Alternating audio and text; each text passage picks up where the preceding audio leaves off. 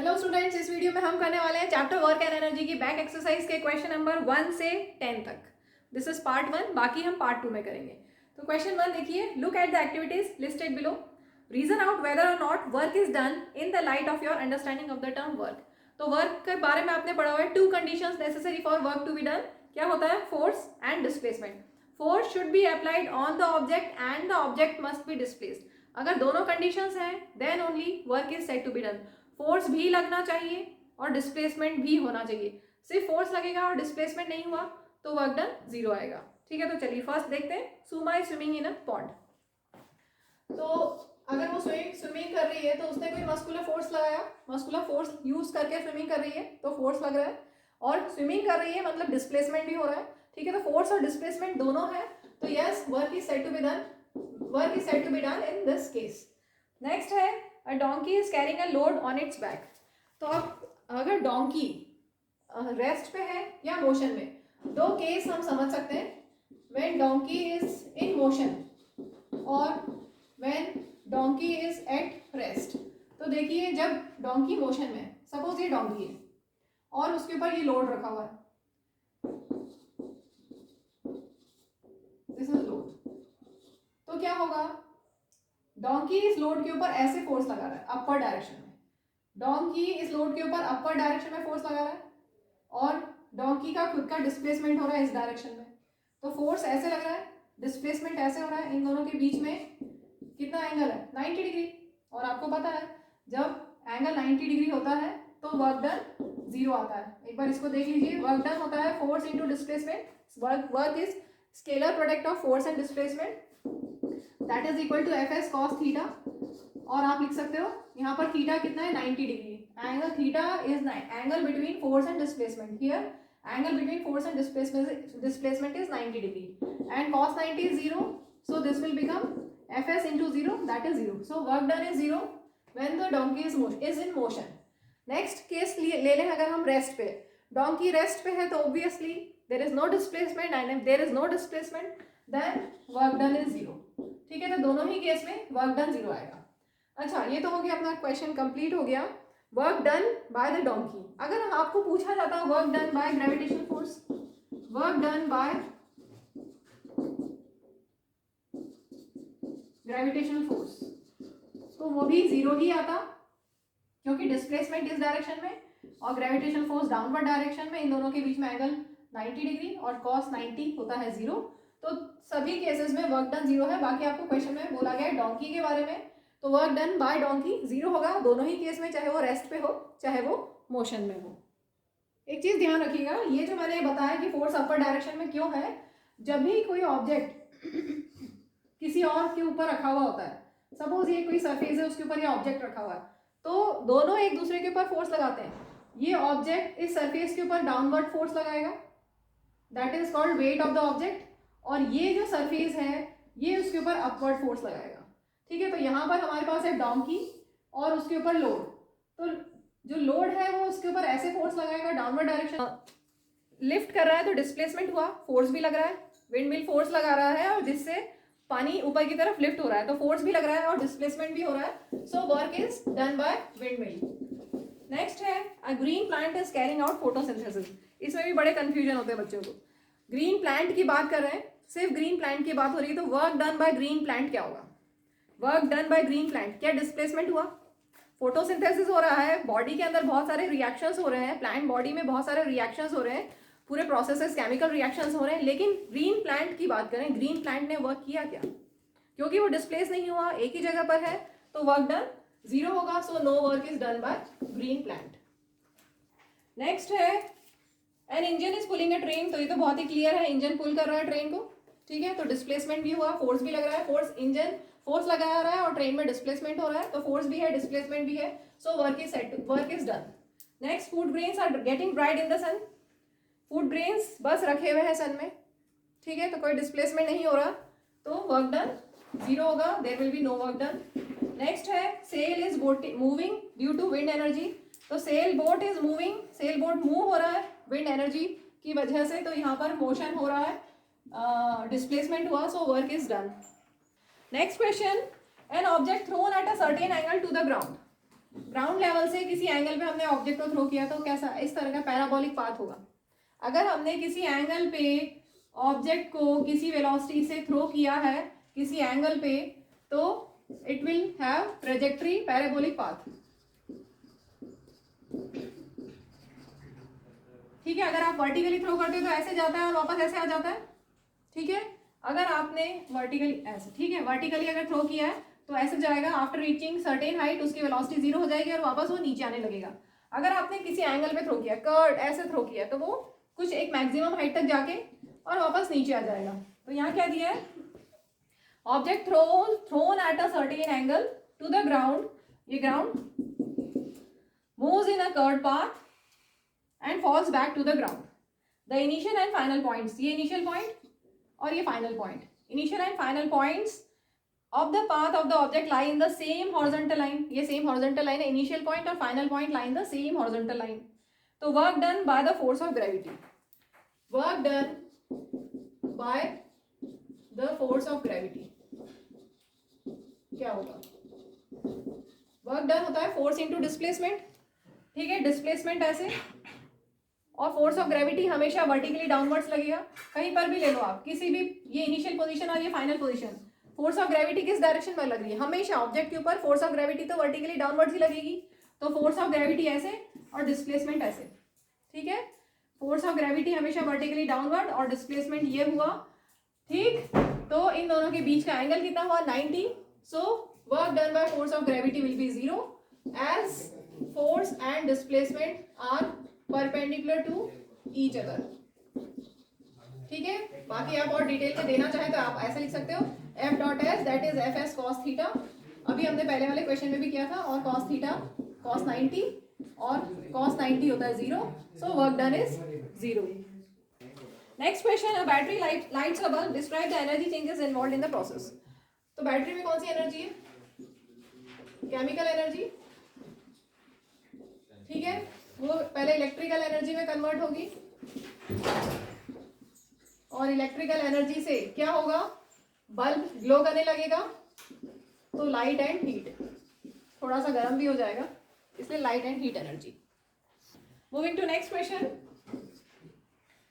Certain force acting on a mass of 20 kg, आपको दिया हुआ है mass 20 kg, changes its velocity from 5 metre per second to 2 metre per second. Initial velocity 5 है और उसके बाद उस पर फोर्स इस तरह से लग रहा है कि उसकी वेलोसिटी कम हो गई है। ठीक है, पहले कितनी थी, 5 मीटर पर सेकेंड, और वेलोसिटी चेंज हो गई, यहाँ से कहाँ तक आ गई, 2 मीटर पर सेकेंड, से मीन्स वेलोसिटी डिक्रीज हो रही है। तो work done by the force निकालना है। अब वर्क डन कितना होगा, work done will be equal to, यहाँ पर देखो वर्क डन के आपको कैसे पता कि हम क्या फॉर्मूला यूज करें, आपके पास वर्क डन का क्या फॉर्मूला है, क्या फॉर्मूला, एक है एफ डॉट एस, और work is same as kinetic energy, that is half m v square minus u square, और work is same as potential energy, that is equal to mgh। तो हमें कैसे पता कि हम कौन सा फॉर्मूला यूज करें, यहाँ पर फोर्स हमारे पास नहीं है, मास दिया हुआ है लेकिन एक्सेलरेशन नहीं है, एक्सेलरेशन नहीं निकाल सकते क्योंकि टाइम नहीं है।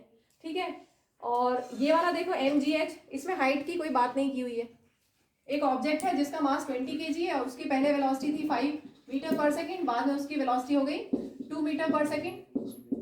ठीक है, तो कितना वर्क किया, that work will be equal to change in kinetic energy, यही वही यूज कर सकते हैं क्योंकि यहाँ पर वेलोसिटी की बात की गई है, इसलिए हम ये वाला फॉर्मूला यूज करेंगे, लिखेंगे total work done by the force, total work done by the force कितना होगा, will be equal to change in kinetic energy, will be equal to change in kinetic energy. Clear हुआ क्यों हमने ये formula use किया, that is equal to half m v square minus u square, mass भी आपके पास है, initial velocity और फाइनल वेलोसिटी भी 2 और इनिशियल वेलोसिटी है 5।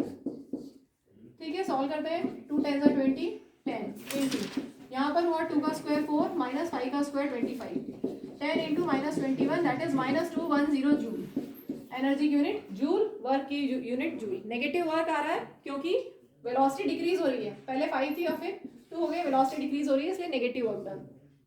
Moving to next question, a mass 10 kg, a mass of 10 kg, ये 10 kg का मास है आपके पास, is at point A on a table. It is moved to a point B. If the line joining A and B is horizontal, what is the work done on the object by gravitational force? Gravitational force तो हमेशा vertically downward लगेगा. Gravitational force always acts vertically downward. ठीक है, gravitational force is at right angle to the direction of motion. ये motion, ठीक है, और ये force, इनके बीच में कितना एंगल है? 90 डिग्री. तो थीटा 90 डिग्री है, तो वर्क डन कितना होगा? F dot S, that is Fs cos theta, that is equal to Fs cos theta की जगह 90 और cos 90 होता है 0, so work done is 0. Next question 6th. The potential energy of a freely falling object decreases progressively. Does this violate the law of conservation of energy? तो law of conservation of energy के according क्या होता है? Total energy remains constant. जितनी energy पहले थी उतनी energy बाद में और उतनी एनर्जी बाद में. सपोज एक फ्रीली फॉलिंग ऑब्जेक्ट है, ए पॉइंट पे है, फिर वो बी पे आया, फिर वो सी पे आया, फिर वो फाइनली नीचे गिर गया. तो ए पॉइंट पे उसके पास कैसी एनर्जी है? मैक्सिमम हाइट पे उसके पास मैक्सिमम पोटेंशियल एनर्जी. ए पॉइंट पे अगर मैंने कोई एक यहाँ पर एक स्टोन रख दिया या एक बॉल रख दी, कुछ भी एक कोई ऑब्जेक्ट हमने ए पॉइंट पे रख दिया है, मैक्सिमम हाइट पे, किसी हाइट पे हमने ऑब्जेक्ट को रख दिया है, तो उसके पास कौन सी एनर्जी है? Energy due to position. Energy due to position is what? Is gravitational potential energy. तो यहाँ पर उसके पास है potential energy and that is equal to mgh, जितना उसका मास होगा और ये जितनी हाइट है. ठीक है, इतना क्लियर? उस मैक्सिमम हाइट पे उस ऑब्जेक्ट के पास क्या है? Potential energy, that is equal to a point पे उसके पास एनर्जी है and that is potential energy, gravitational potential energy. अब यहाँ पर क्या बोला है कि हमने उसको फ्रीली फॉल कराया, तो उसकी पोटेंशियल एनर्जी डिक्रीज होने लग जाएगी. यहाँ पर आप देखोगे तो हाइट कम. एक एग्जांपल ले लेते हैं. सपोज 100 मीटर था, सपोज 100 मीटर हाइट से वो नीचे आया और यहाँ पर यहाँ तक उसकी सपोज है 75 मीटर डिस्टेंस पे वो, तो क्या होगा? हाइट कम हो गई. हाइट कम हो गई तो पोटेंशियल एनर्जी डिक्रीज हो जाएगी. ठीक है, हाइट कम होने से पोटेंशियल एनर्जी इस डायरेक्शन में जब आ रहे हो, आप नीचे की तरफ आ रहे हो, तो पोटेंशियल एनर्जी उस ऑब्जेक्ट की डिक्रीज होती जा रही है क्योंकि हाइट डिक्रीज हो रही है.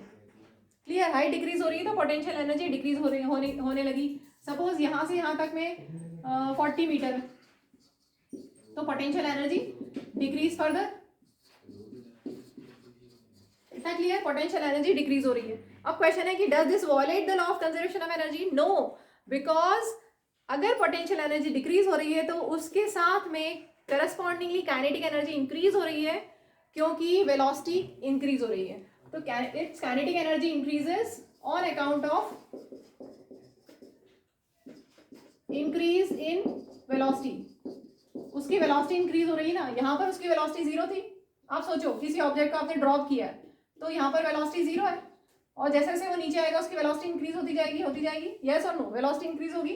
जैसे जैसे वो नीचे आएगा velocity will increase, velocity will further increase और just before reaching the ground velocity maximum हो जाएगी.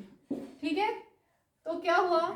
पोटेंशियल एनर्जी डिक्रीज होती जा रही है लेकिन उसके करस्पॉन्डिंगली वेलोसिटी इंक्रीज हो रही है. वेलोसिटी इंक्रीज हो रहा है तो काइनेटिक एनर्जी क्या होता है? Half mv². एक्चुअल में ये होता है. ठीक है, हाफ mv² हम बोल रहे हैं क्योंकि u 0 है. ठीक है, तो काइनेटिक एनर्जी कितनी है? Half mv². वेलोसिटी इंक्रीज हो रही है तो काइनेटिक एनर्जी भी वेलोसिटी इंक्रीज हो रही है. ऊपर एरो बनाया मतलब इंक्रीज हो रही है तो काइनेटिक एनर्जी भी इंक्रीज होगी. क्लियर? तो जैसे जैसे फ्रीली फॉलिंग ऑब्जेक्ट नीचे आ रहा है उसकी वेलोसिटी इंक्रीज हो रही है तो काइनेटिक एनर्जी इंक्रीज हो रही है. क्लियर? तो पोटेंशियल एनर्जी डिक्रीज के साथ में काइनेटिक एनर्जी इंक्रीज. ठीक है, और यहाँ पर काइनेटिक एनर्जी और इंक्रीज हो रही है, इंक्रीज फर्दर. ठीक है, तो यही लिखा है total energy will remain constant. इस पॉइंट पे जितनी एनर्जी, टोटल एनर्जी, डेरिवेशन है ना law of conservation of energy में, डेरिवेशन हम करेंगे. उसमें डेरिवेशन में यही हम प्रूव करने वाले हैं कि किसी भी इंस्टेंट ऑफ टाइम पे potential energy plus kinetic energy means sum of potential and kinetic that is mechanical energy या total energy remains constant during motion of a freely falling object. Total energy, total mechanical energy that is sum of kinetic and potential remains constant. जितना A पे होगा total energy उतनी ही energy B पे होगी, उतनी energy C पे होगी और उतनी energy just before hitting the ground, just before reaching the ground भी उतनी ही एनर्जी होगी. ठीक है, तो total energy remains constant, thus the law of conservation of energy is not violated. इसको थोड़ा सा और मैं यहाँ बता देती हूँ.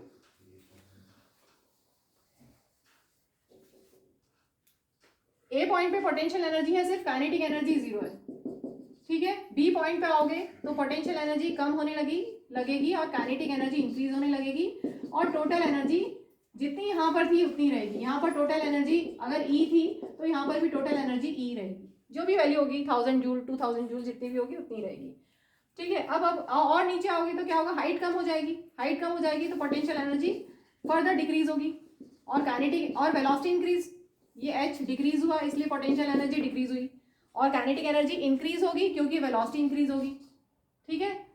ये डिक्रीज हुई, ये इंक्रीज हुई, लेकिन टोटल एनर्जी फिर भी कांस्टेंट रहेगी। And just before reaching the ground potential energy minimum हो जाएगी, बहुत कम, क्योंकि हाइट बहुत कम हो गई और वेलोसिटी बहुत ज़्यादा हो जाएगी, तो काइनेटिक एनर्जी बहुत ज़्यादा हो जाएगी। एक बहुत कम हो गई, दूसरी बहुत ज़्यादा हो गई, लेकिन फिर भी टोटल एनर्जी कांस्टेंट ही रहेगी, जितनी यहाँ थी उतनी यहाँ रहेगी, उतनी यहाँ क्लियर।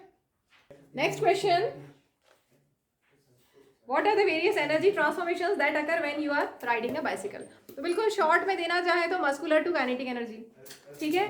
थोड़ा सा और डिटेल में देखेंगे तो मस्कुलर एनर्जी किस में कन्वर्ट हो रही है, पहले काइनेटिक एनर्जी और पैडल्स, पहले हम काइनेटिक एनर्जी दे रहे हैं पैडल्स को, फिर व्हील्स में काइनेटिक एनर्जी आ रही है, और फिर उसके बाद साइकिल और साइक्लिस्ट को के पास काइनेटिक एनर्जी आ रही है। इसमें आप साथ में पोटेंशियल एनर्जी भी लिख सकते हैं, क्योंकि साइक्लिस्ट सीट पे बैठा हुआ है, किसी हाइट पे है, तो उसके पास पोटेंशियल एनर्जी भी है, तो आप इसकी जगह mechanical energy of cycle and cyclist भी दे सकते हैं, क्लियर।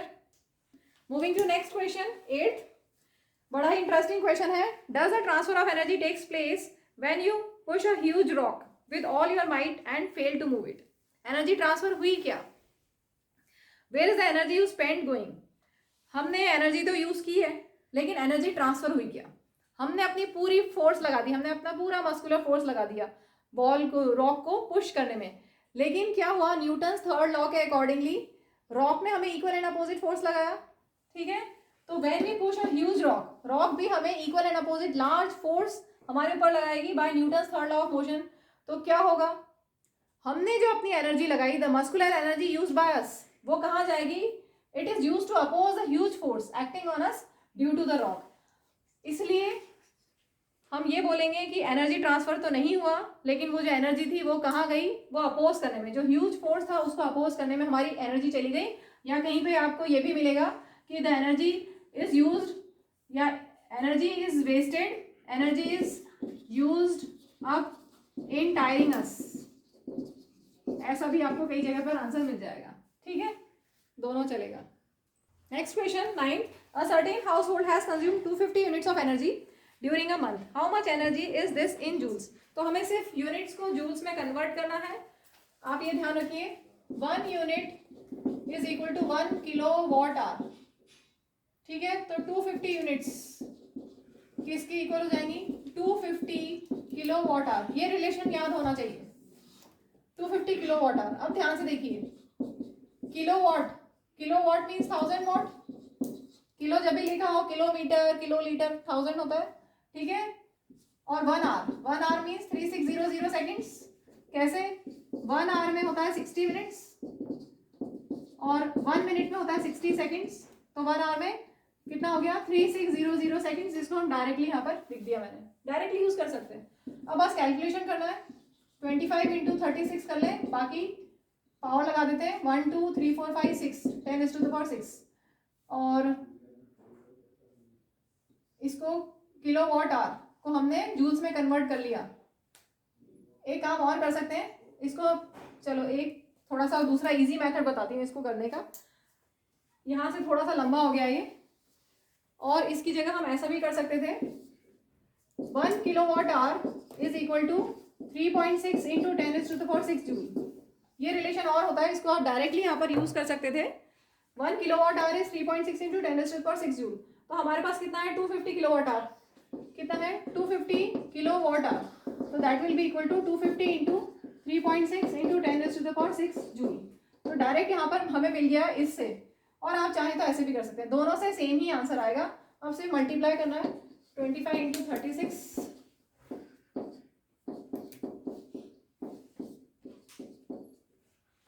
ये डेसिमल हटा दें तो एक जीरो नीचे, ये जीरो से जीरो कैंसिल, 25 इंटू 36 करने से आ रहा है 900 और इंटू 10⁻⁶ जूल। आप स्टैंडर्ड फॉर्म में लिखेंगे फर्स्ट डिजिट के बाद डेसिमल लगा के, तो 9.9.00 तो 9 लिख दें, ठीक है, और ये 2 जीरो ऐसा लिख दें, 900 पे लिख दें 9 इंटू 10⁻², ऐसा लिख सकते हैं, और 10⁻⁶, तो कितना हो गया 9 इंटू 10⁸ जूल। आप यहाँ पर भी सॉल्व करेंगे तो सेम यही आएगा, दिस इज इक्वल टू 900 और सेम है, ठीक है, जैसे चाहे कर सकते हैं। यहाँ पर मैंने डायरेक्टली इस रिलेशन को यूज कर लिया और यहाँ पर उसको किलोवाट आवर को पहले हमने watt second that is joule में कन्वर्ट किया और फिर उसके बाद आंसर निकाल लिया, ठीक है, 9 इंटू 10⁸ जूल। देखिए यहाँ पर जूल कैसे लिखा है, watt second, 1 watt second is equal to 1 joule, ठीक है, तो वॉट सेकेंड की जगह जूल लिख दिया डायरेक्ट मैंने। और आप अगर ये लॉन्ग स्टेप्स नहीं करते हैं तो आपको ध्यान रखना है दो formulas, 1 unit is 1 kilowatt hour और 1 किलोवाट आवर इज इतना जूल, ठीक है, तो आप डायरेक्टली फिर इस तरह से कर सकते हैं।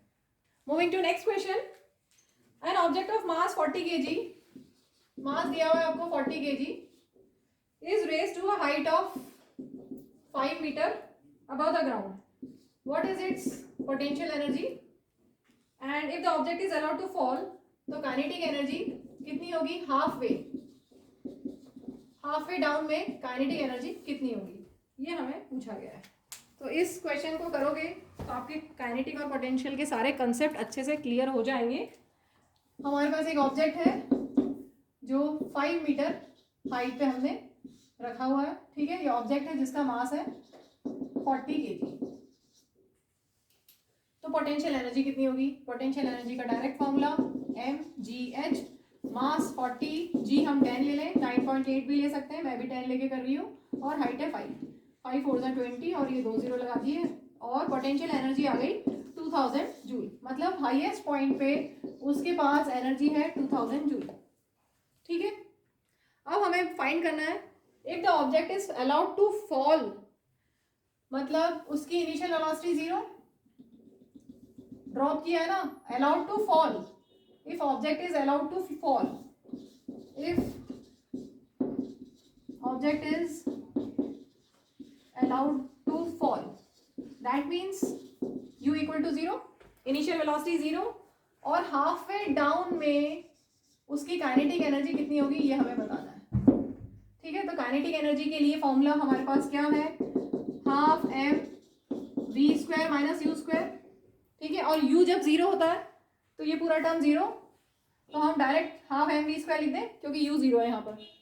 अब वैल्यूज पुट करते हैं, हाफ इंटू मास 40, और v तो हमारे पास है ही नहीं, तो v फाइंड करते हैं, इक्वेशन ऑफ मोशन लगाते हैं। इक्वेशन ऑफ मोशन कब यूज कर सकते हैं, जब कांस्टेंट एक्सेलरेशन हो, और यहाँ पर एक्सेलरेशन ड्यू टू ग्रेविटी है क्योंकि फ्रीली फॉलिंग ऑब्जेक्ट है, फ्रीली फॉलिंग ऑब्जेक्ट है, तो इक्वेशन ऑफ मोशन से हम v² निकाल सकते हैं। अब कौन सी इक्वेशन ऑफ मोशन यूज करें, तो एक बार सारी लिख के देख लो, v equal to u plus at, s equal to ut plus half at² और v² equal to u² plus 2as। हमें फाइंड करना है v, इसका मतलब हम ये या ये इक्वेशन यूज कर सकते हैं, इसको छोड़ दें, ठीक है। अब इन दोनों में से हम क्या यूज कर सकते हैं, हमारे पास क्या क्या और है जिससे हम v निकाल सकें, इसमें भी v निकाल सकते हैं, इसमें भी v, हमारे पास क्या है, u है, u 0, और क्या हमारे पास है, यहाँ से यहाँ तक का डिस्टेंस है, टोटल 5 मीटर है, तो यहाँ से यहाँ तक कितना हुआ 2.5 मीटर या 5/2 मीटर, ठीक है।